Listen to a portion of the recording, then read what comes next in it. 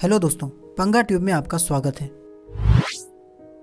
Everybody is a genius, but if you judge a fish by its ability to climb a tree, it will live its whole life believing that it is stupid.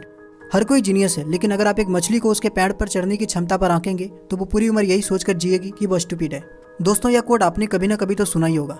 यह coat Albert Einstein के द्वारा लिखा गया है, जो दुनिया के महान भौतिक शास्त्र और सुप्रसिद्ध वैज्ञानिक थे। वो अपने सापेक्षता के सिद्धांत और द्रव्यमान ऊर्जा समीकरण E=mc² के लिए विश्वविख्यात है। E=mc², जो सापेक्षता सिद्धांत से उत्पन्न होता है, इसे दुनिया का सबसे प्रसिद्ध समीकरण करार दिया गया है। उन्हें थियोरेटिकल फिजिक्स और खासकर फोटो इलेक्ट्रिक इफेक्ट की खोज के लिए 1921 में नोबेल पुरस्कार से भी नवाजा जा चुका है। तो दोस्तों, आज हम इस वीडियो में जानने वाले हैं आइंस्टीन के मिस्टीरियस ब्रेन और उसके जीवन के बारे में। दोस्तों, आइंस्टीन का जन्म 14 मार्च 1879 को जर्मनी के उल्म शहर में एक समान यहूदी परिवार में हुआ था। आइंस्टीन को बचपन में शुरू में बोलने में काफी कठिनाई होती थी। इस वजह से वह पढ़ने में बहुत अच्छे नहीं हो पाए थे। उनकी मातृभाषा जर्मन थी और बाद में जाकर उन्होंने इतालवी और अंग्रेजी भी सीखी। उनकी माँ पॉलिन आइंस्टीन और उनके पिता हरमन आइंस्टीन पेशे से सेल्समैन और इंजीनियर थे। जब उनका परिवार 1880 में म्यूनिक शहर चला गया, तब उनके पिता और चाचा ने मिलकर इलेक्ट्रिक फैब्रिक जे आइंस्टीन और सी नाम की एक कंपनी खोली। यह कंपनी बिजली के उपकरण बनाती थी। इस दौरान आइंस्टीन ने 5 साल की उम्र से 8 साल तक म्यूनिक के एक कैथोलिक प्राथमिक विद्यालय में पढ़ाई की। 8 साल की उम्र में उन्हें लुइटपोल जिम्नेजियम में ट्रांसफर कर दिया गया, जो कि अब यह जिम्नेजियम अल्बर्ट आइंस्टीन के नाम के रूप में जाना जाता है। वहाँ उन्होंने 7 साल तक एडवांस प्राइमरी और सेकेंडरी स्कूली शिक्षा को हासिल किया।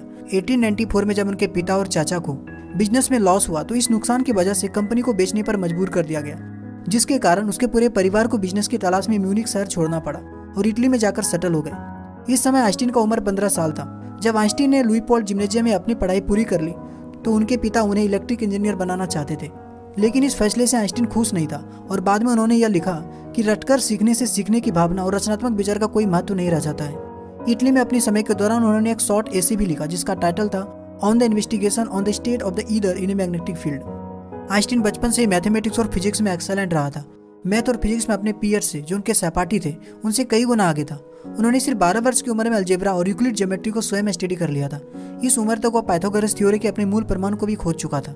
मैक्स तलमुड, जो उनका फैमिली टीचर था, उनका कहना था, जब मैंने आइंस्टीन को ज्योमेट्रिकल टेक्स्ट बुक पढ़ने के लिए दिया तो उसने पूरी किताब पर काम किया था और उसके बाद हायर मैथमेटिक्स के लिए खुद को पूरी तरह से डिवोटेड कर दिया था।